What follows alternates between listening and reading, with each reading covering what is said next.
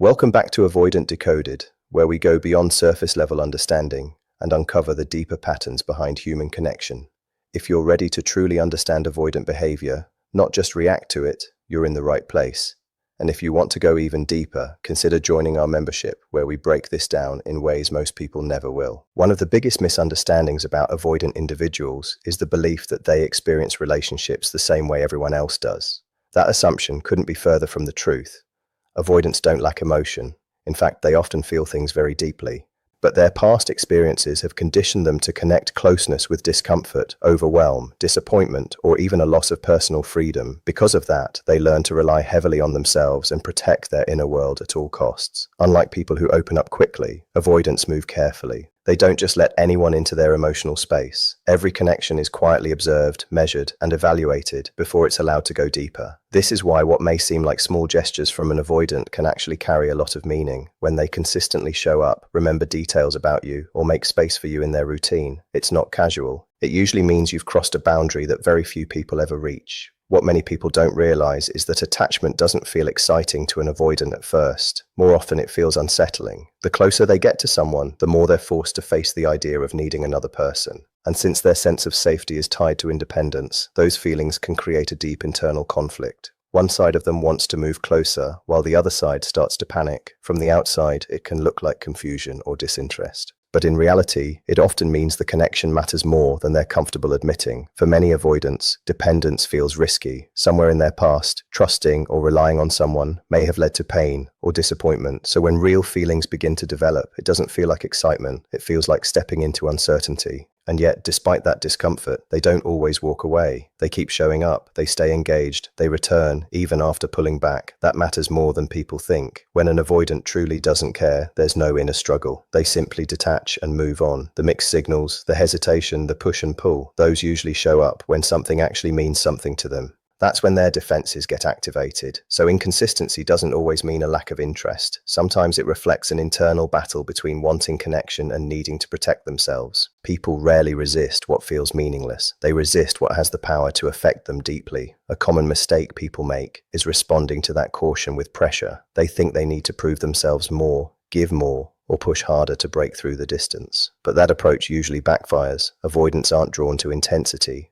What they respond to is consistency, patience, calm energy, and a sense of safety that doesn't demand immediate closeness. If an avoidant continues to come back, invest time, and wrestle with their feelings, it's a strong sign that you matter in a way that isn't common for them. That doesn't mean the relationship will be easy, but it does mean it's meaningful. One of the most confusing parts of being involved with an avoidant is when things feel close and connected, and then suddenly they pull away.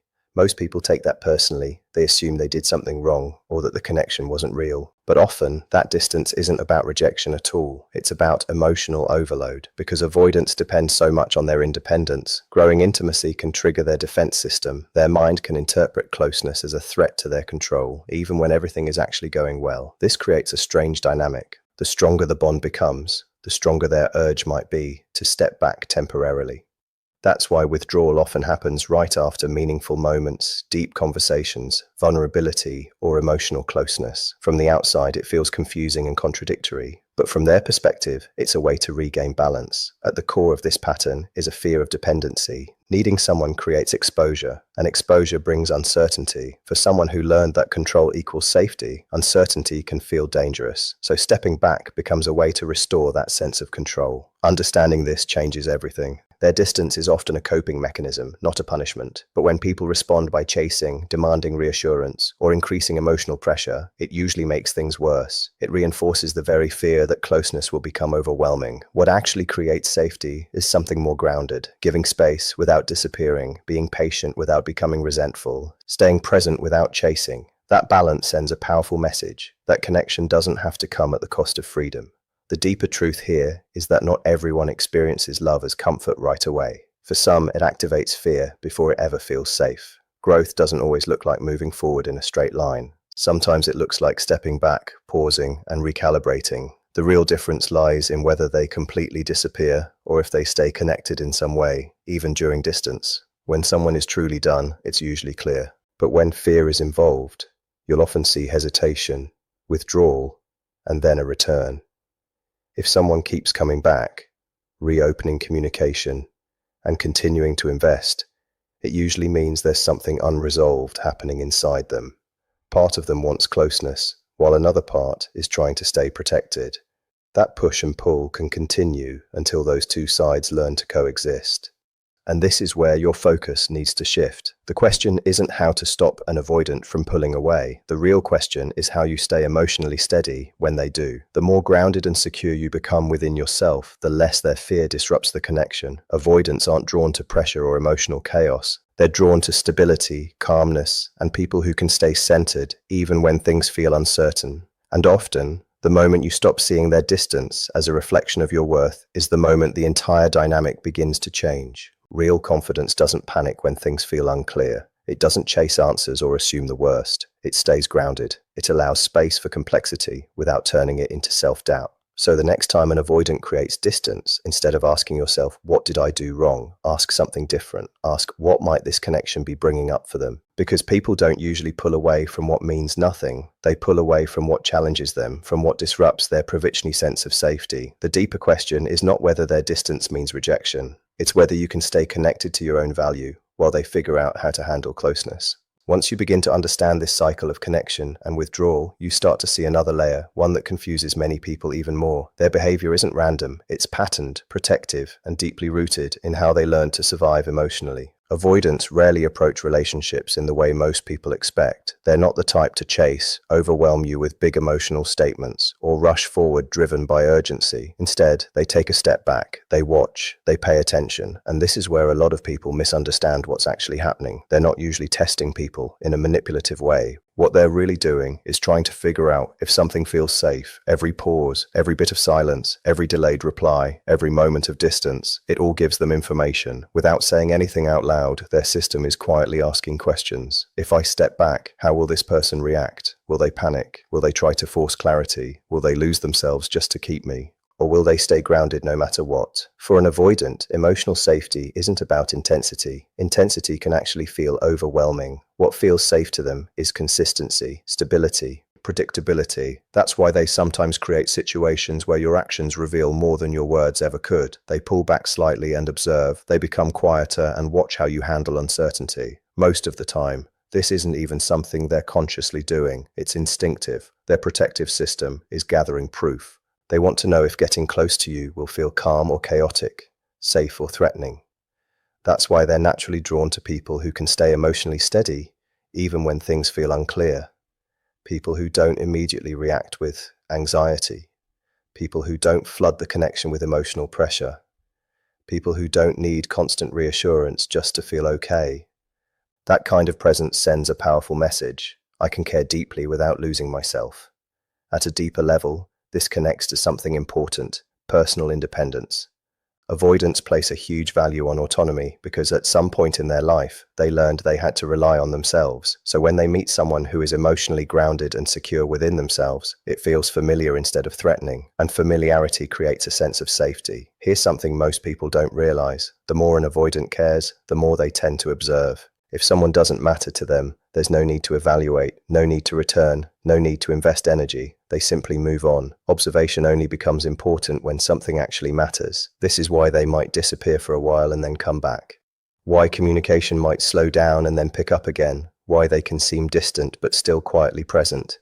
They're not always watching to see if you'll chase them. More often, they're watching to see if you'll abandon yourself. And this is where many people struggle without even realizing it. They respond to distance by overgiving. They respond to uncertainty by dropping their boundaries. They respond to silence by trying harder and harder to hold the connection together. But from an avoidance perspective, that doesn't feel reassuring. It can actually feel overwhelming or intrusive. What builds trust isn't overinvestment. It's self-respect. It's emotional stability. It's the ability to show through your actions that you value the connection, but you don't lose yourself in it. That energy directly speaks to one of their deepest fears. Avoidants are often drawn to people who feel warm, but not demanding, supportive but not dependent, present but not controlling. When they experience that kind of dynamic, something begins to shift. The testing starts to fade. The distance becomes shorter, their returns become more consistent. But there's something important to understand here. Being tested is not the same as being chosen. Passing those unspoken evaluations doesn't automatically mean someone is ready for a real commitment. It shows interest, it shows emotional significance, but it doesn't always mean readiness. At some point, observation has to turn into real participation. Uncertainty has to become clarity. Distance has to turn into forward movement.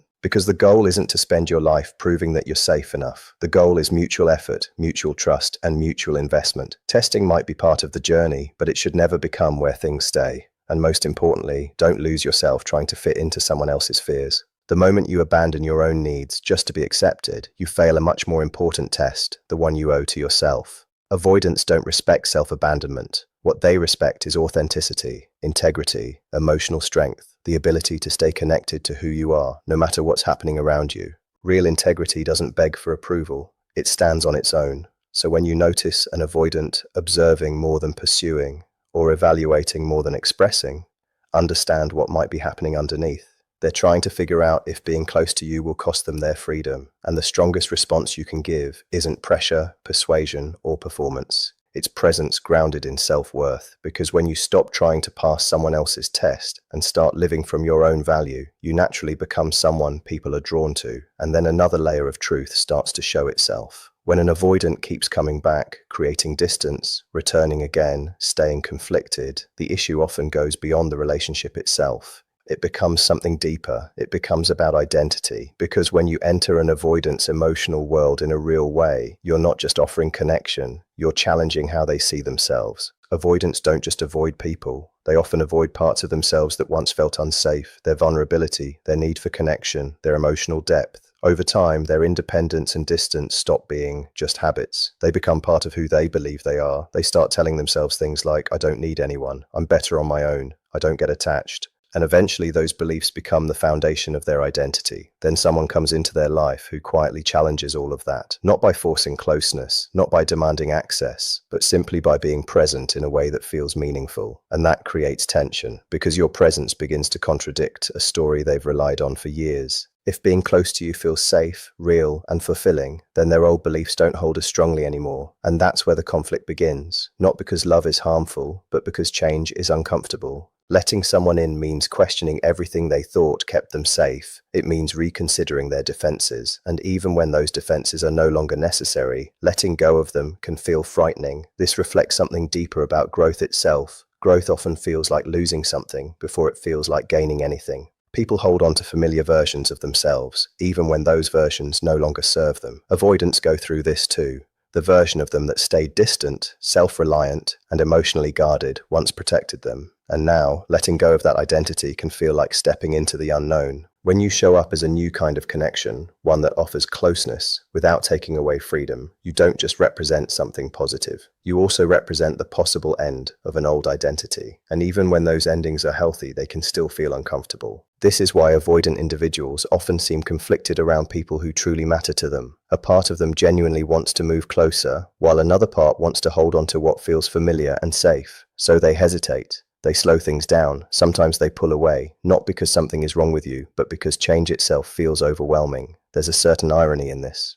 The more emotionally secure and grounded you are, the more unsettling you can feel to someone with avoidant tendencies. You challenge beliefs they've carried for years. You show them that closeness doesn't have to mean control, that vulnerability doesn't always lead to pain, and that connection doesn't erase independence. Because of this, they may admire you while also resisting you. They can clearly see your value, yet still struggle to fully step toward it. You're not just a romantic option to them, you become proof that a different way of living is possible. And that kind of proof forces reflection, which creates internal tension. Their actions might say they need space, but emotionally, they're still drawn to what matters. Resolving that inner conflict takes real self-work, and not everyone is ready for that right away. This is where many people make a mistake. They start shrinking themselves. They hold back their expression, soften their personality, and try to take up less space just to make the other person more comfortable. But making yourself smaller to protect someone else's comfort isn't love, it's self-betrayal. Your responsibility isn't to adjust yourself so someone else can avoid growth. Your responsibility is to stay true to who you are and let others decide if they're willing to meet you there. Avoidant individuals don't need to be rescued from change. They need the freedom to choose it for themselves. Real growth can't be forced. It comes from awareness, willingness, and personal responsibility.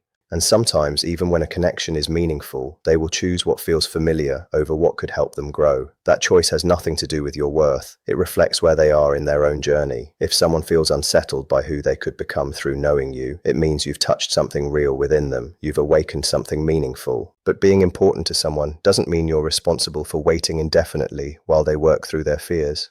A relationship that asks you to silence your needs, limit your growth, or dim who you are just to keep it going will eventually cost you parts of yourself.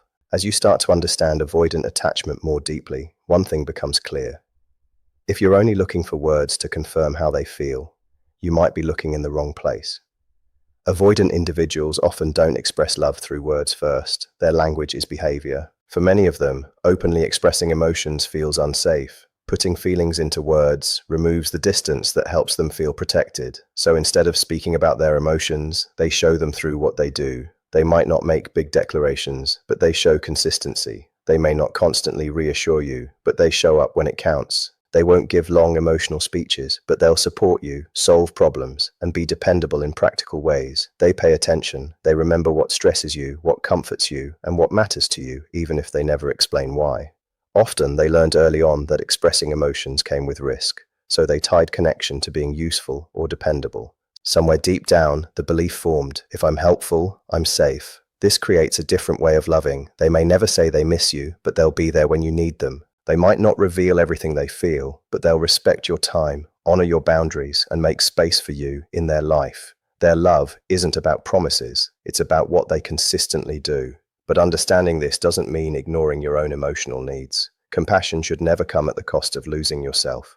What matters is whether their actions are consistent and moving forward, or only showing up when it's convenient. Healthy love, even when expressed quietly, still grows. It builds over time. When an avoidant person truly feels safe and invested, progress usually follows. It might be slow, but emotional openness becomes less threatening as trust deepens. Growth doesn't come from pressure, it comes from feeling safe. At the same time, being important to someone doesn't mean accepting constant confusion. It doesn't mean waiting forever for clarity, and it definitely doesn't mean giving up your self-respect just to hold on to hope. Avoidant individuals are often drawn to people who are emotionally grounded, self-aware, and secure. But the moment you start abandoning yourself to maintain the connection, everything tends to shift. If they sense that you need them to feel complete, it can feel like pressure to their nervous system. And that pressure often creates distance, not closeness. Constantly seeking reassurance, overgiving, or staying silent about unmet needs rarely brings them closer. It usually pushes them away. Self-respect is essential here. Choosing yourself doesn't mean you're giving up on the connection. It means you're staying rooted in your values while navigating uncertainty. It means being honest about your needs, giving space without disappearing, and knowing the difference between patience and self-abandonment. Everything changes when you stop chasing certainty from them and start holding that certainty within yourself. That shift sends a powerful message. I want this connection, but my well-being doesn't depend on it. Real strength doesn't come from being chosen. It comes from knowing your worth no matter what someone else decides. Their growth is their responsibility, and when you stop tying your value to their readiness, things become much clearer.